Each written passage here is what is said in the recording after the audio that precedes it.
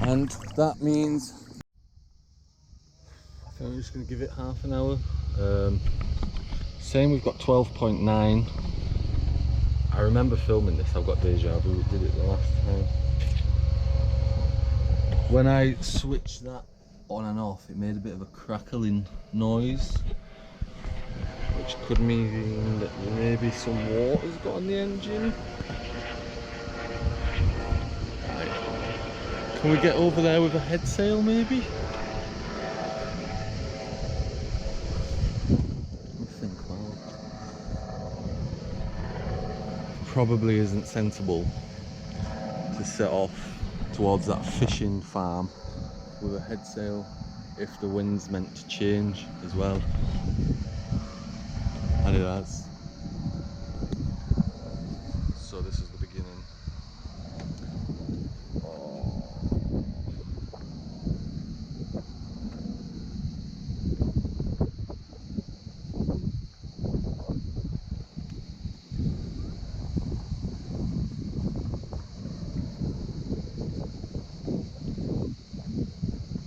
We're all going to turn now towards there, separately by the looks of it. Oh, come on engine, why can't you just start?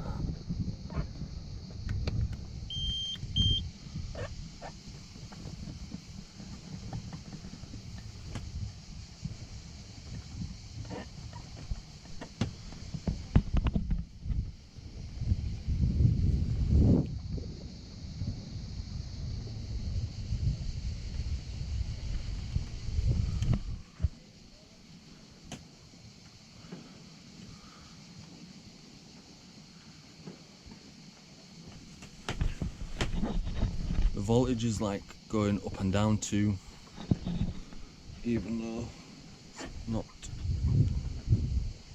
doing out. Can you hear that?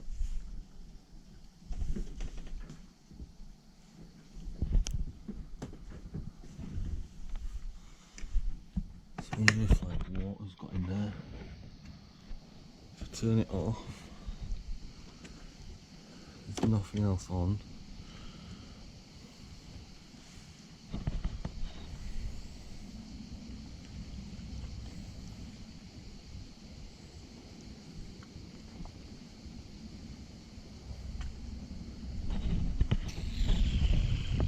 Brilliant.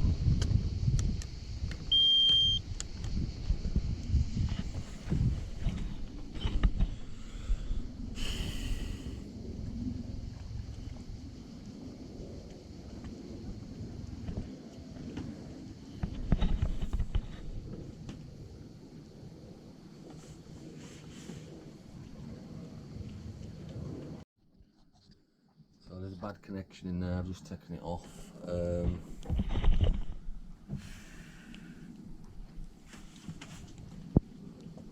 don't have a spare part.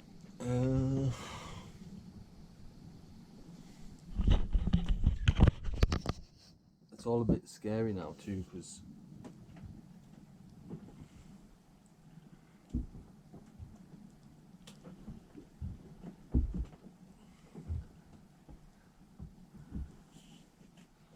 when you see something spark like that, you're scared to like switch it on.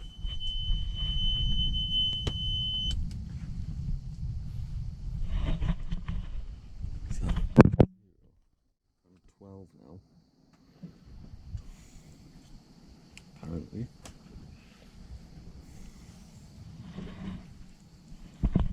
So whatever the spark was,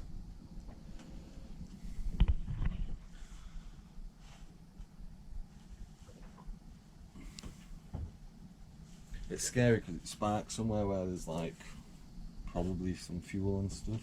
I had way back in Port Royal where two wires touched and the whole thing just went zzz, but the problem with that is that's a heavy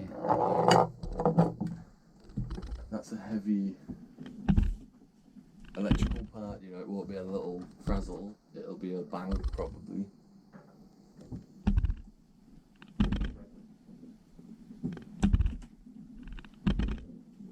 And I saw little ember, don't know what to call it, go down.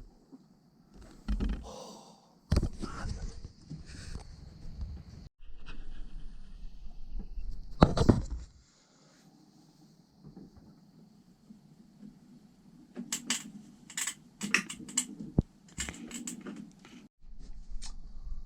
wonder why it's doing that.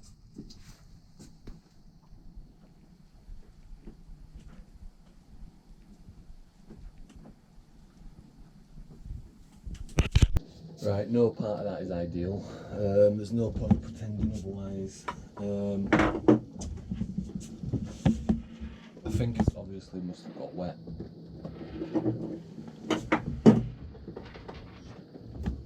The sound of things rolling. Mad. Right, so new plan.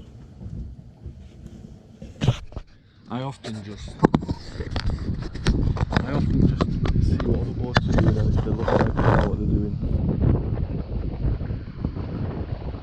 Now it's hard to tell with that one over there, because expecting a strong wind probably has taken down that top. This one over here, he's closer. I could have done with being a bit closer, because I'm going to have to let more chain out.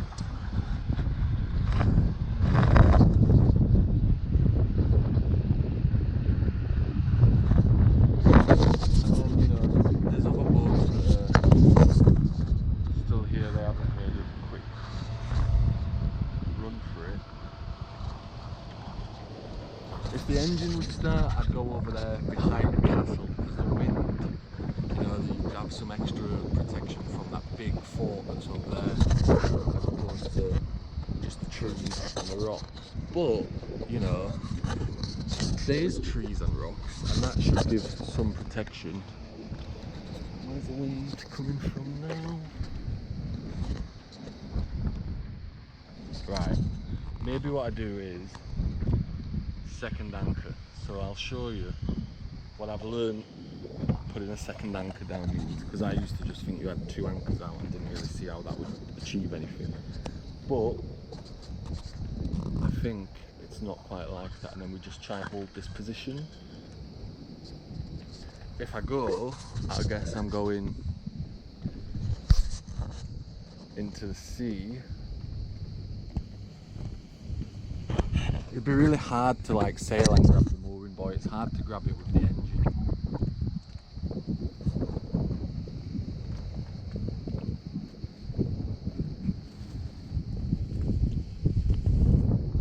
Still think that wind there.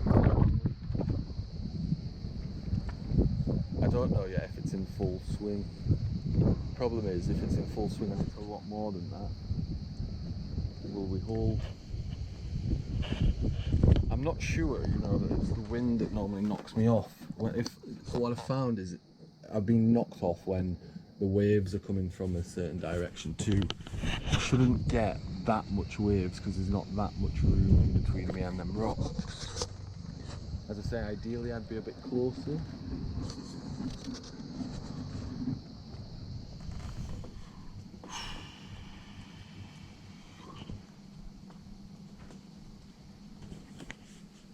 Do put the second anchor and then a bit more chain. Right, here's the plan. Here's the boat, here's the anchor, wind's blowing that way. So what you want with an anchor, and obviously a lot of you know this, but for anyone who might not, is this line. It's quite easy to believe that the boat goes like that and the anchor does that. What happens if that's the case is when the wave hits the front of the boat and it knocks the bow upwards, that then goes up. That's why you can pull it up, because when you've pulled all of that chain, you then end up with the anchor going straight down, and that's when you can pull it up. So you don't want the anchor going straight down, but that's why you leave as much chain as is necessary. So ideally you've got enough weight on the chain that then keeps the anchor set to. So the idea of adding the second anchor, I used to believe that would mean just adding another one in case that one slipped. Actually, what it means is, if I was to add it now, I've already got this out, and I've got that much lying, that doing that, and that's still, you know, a big wave still is pulling up on that. So if I now shackle the second anchor there and lower it, what we will then have is an added bit to create more line along the bottom of the seabed, because that will then weight that chain. So what we will then have, I'll draw you a new one. Right, so this is what was happening yesterday. We had the one anchor, we had sufficient chain out really, and another boat's told me that actually all the boat, there's two other boats there that don't have anyone on them ever. Well, no, one of them never has anyone on, and that's drifted. It's lucky, that boat, because it's like it's a nice big Beneteau, and they come and use it I've seen them there twice, I think, and the rest of the time they leave it at anchor. So they've obviously got that much money that they'd rather leave that there. And I don't even know how they get to it because the dinghy's always on it, but they've left that in yesterday's wind, and actually it's dragged, and one of them's really close to the rocks, so it's a good job we got out of there. So it goes to show they will have made sure they had loads and loads of chain out. So sometimes it don't matter. That's what I'm saying. I had as much chain as I should have had out, but, and this is what's happened. So yesterday we had sufficient chain out, but every time I would look at the chain, it was going diagonally down from the bow because of the pull. So it was doing that basically. So because of that diagonal line, when then the waves were hitting, it was still pulling up on this, which then eventually obviously went loose. I think. I don't know if it happened suddenly and it didn't happen in the strongest of the winds. So whether something gave way, whatever, it could be multiple things.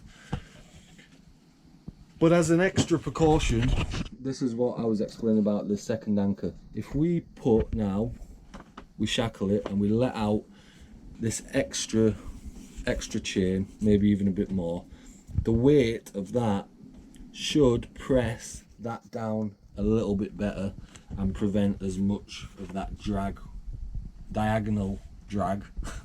These aren't technical terms. I'm hoping the photos show you, because anchoring for me is maybe the scariest part of this sometimes. My whole, like even last night, my whole life is in this boat, and if it was to wash up on the rocks, firstly the mess, like I can't even imagine like dealing with that, all of my stuff floating around in the sea. It'd be horrible.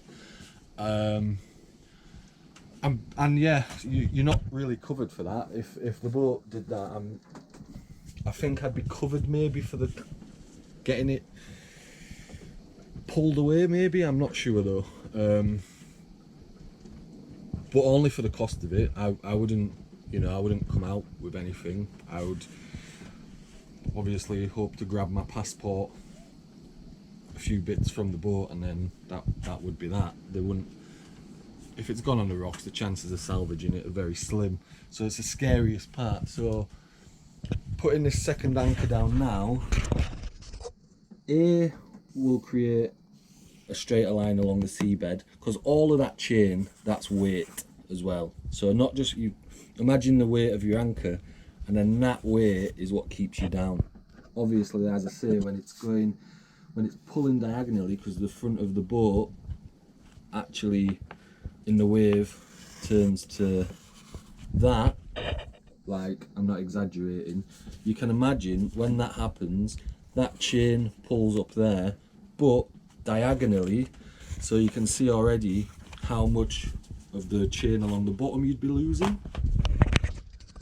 I'm not too good at explaining boat things, but I hope you understood that. But yeah, we'll shackle on the second anchor just to weigh down the chain. We'll put a bit more chain out, and we're going to have to hang around from here, because to do the engine now, I'm gonna have to go see what's going on at the other side, which isn't going to be a short, easy task. So that's the plan. Other boats are seeing it out here. They probably have a better escape plan than me. What's the backup plan if we do drift? Head sail, a little bit of head sail out. We'll probably prepare, because this head sail is definitely far from ideal, but we wouldn't be putting it all out, and it's now actually on the sliders, so we wouldn't even put that much out though. We'd probably prepare, pre-tie off a part, so that if it was really windy and we had to get it out, we don't risk it all going out and me not being able to get it back in, or it pulling off, or whatever else. So we'll tie into the furl, if you like, a knot so that it can only defurl so much, or unfurl so much, sorry. That way, if it's blowing 35 and I need to put a bit of head sail out and a little bit goes wrong, it doesn't all come out and then I've got to try and get that back in while under, that'd be a nightmare, so we don't want that. So that's a precaution for backup plan.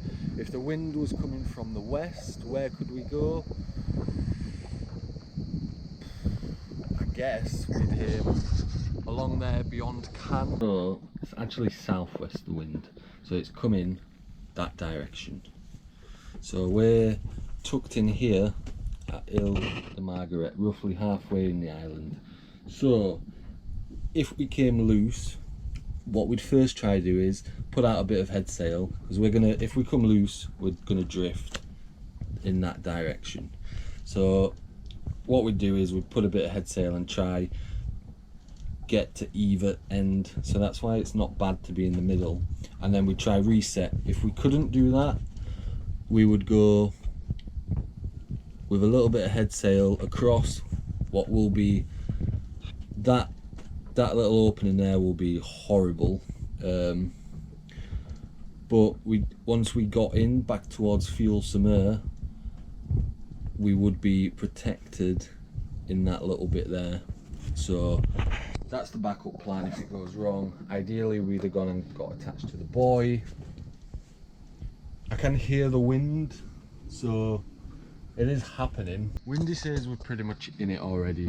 The thing with windy is you have the different weather forecasts, and I'm always told Arome is the most accurate, but Arome is saying 1 point. It doesn't update as well. No, I'm not using that one. Which one had the most recent update? 6, 5. Right, the one with the most recent is actually fairly low. Second most recent is fairly high. Arome, which we tend to use, what's that one saying? Oh, that looks even worse. That's 16, 13. So that's saying now it's about 8 by 16. Doing 20 knots, and the gusts are obviously then going to be quite a bit more. Let's check what Navily is saying. Navily is saying 86. The other boat is still here.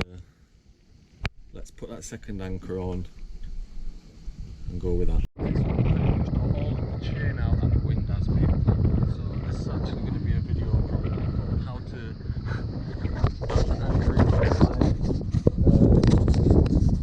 right, this is the second anchor. It's not huge, but it's just going to add a bit of weight. And as well, if I do then there's something else that might just be gripping.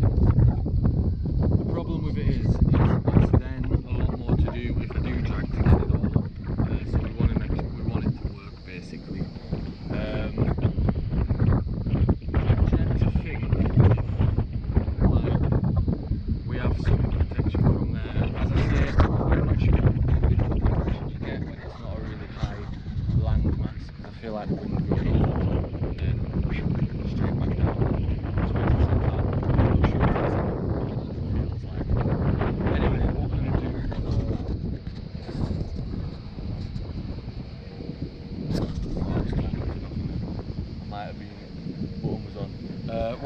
because I don't know how I'm going to get that anchored down the line, because the shackle doesn't fit onto the chain. So through this shackle line with this line. A mooring line probably would be preferred, but I don't have one. So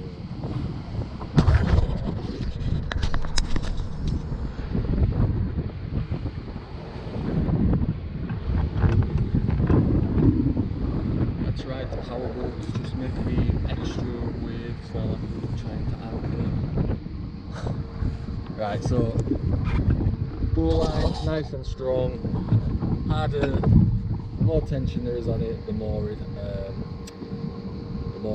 tightens basically. Right, then the plan is the second shackle I think is big enough that it can run down the chain. So let's just double check that the chain is still on the deck.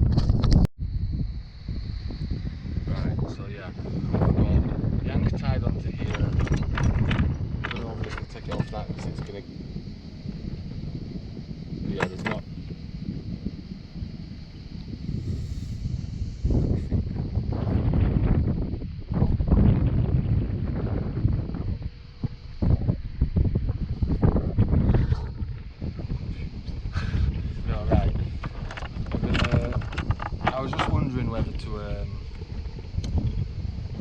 loosen that and run it down there, but I don't really fancy loosening that because it's really intense. You can get hurt. So leaning over the front of the boat with that seems like a better idea.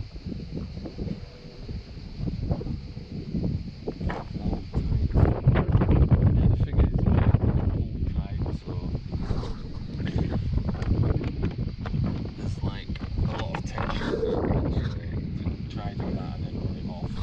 with all that in the way, it's going to be too hard. If it weren't windy, I'd do it in the dinghy. In fact, if the engine was working, I'd go catch it in the dinghy and then let it swim the top. But I tried to get in the dinghy yesterday and I had to swim with it because I don't have oars. We need a bigger shackle, but I think I know where we have it on the mooring spring.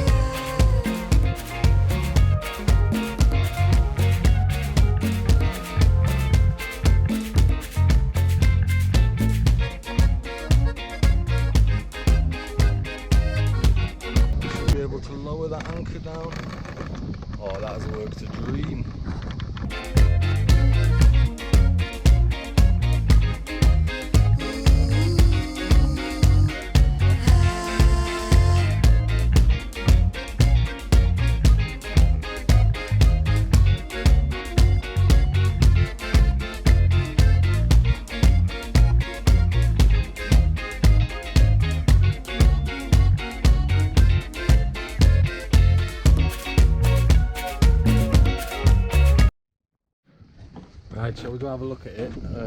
I've got a bit of battery now. It is quite a strong wind. As I say, this little powerboat's come up. Bikinis, beer and loud music and bad singing. And I think it's the bad singing that's the worst of it all. Like, you can deal with the music even if you don't like it. But when they purposely sing badly over it, and I mean like they're almost jokingly singing badly over it, it's really irritating. Especially on a night. So my revenge now is I've got this one guitar lately, so if I don't want to listen to that anymore, instead of being bothered by it, I just sit up here, sit myself up here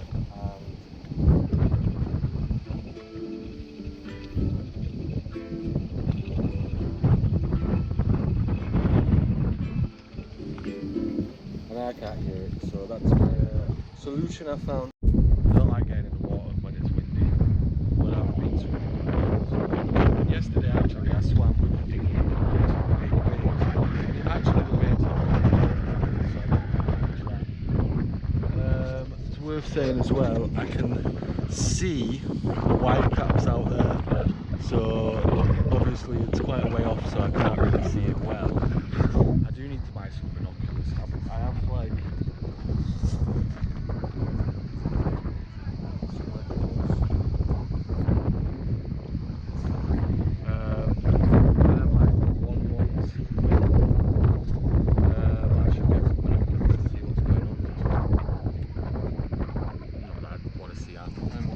but it'd be quite nice to look over there and see how rough it looked, because then we could see that we are protected, if that makes sense. Because you can see on the weather forecast, the thing with the weather forecast is it doesn't take into account the island sometimes on windy, or any other time maybe. I wish my dinghy engine was working. Like, there's a little dinghy over there and that water over there looks really flat. Once I know we're set, I'm going to go have a swim over to the side, I think, because I think it's quite important to like almost embrace being at anchor. This morning I'm feeling a bit better now, in the sense that I feel a little bit prepared and I tidied up, so I'm not just sat with nowhere to sit because there's mess everywhere. And yeah, the final wish is that the ice cream boat does come around and I can get some ice so I can have a cold drink. I imagine it probably doesn't come around this side, but it might do, we'll see.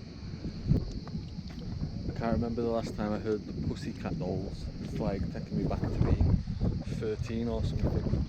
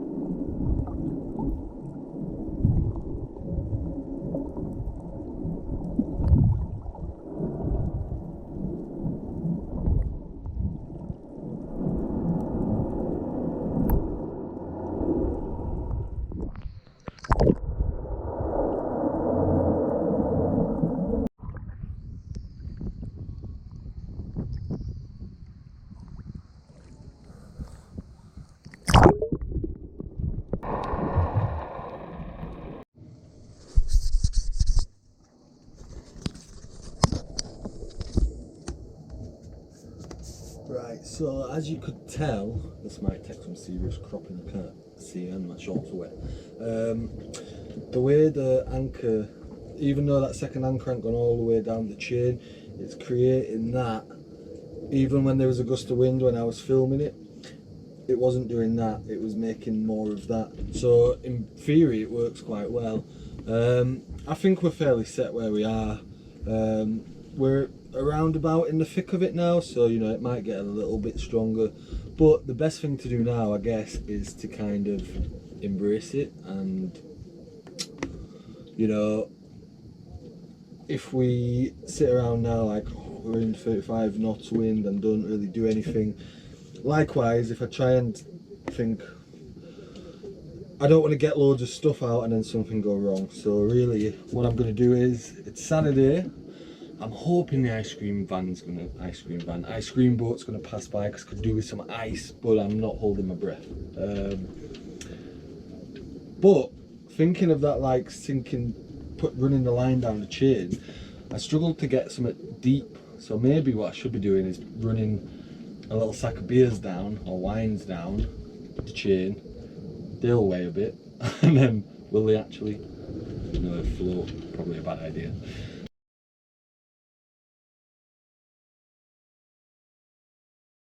Ice cream boat, do you read? It would be good, wouldn't it? I just want some ice. That weren't on, by the way.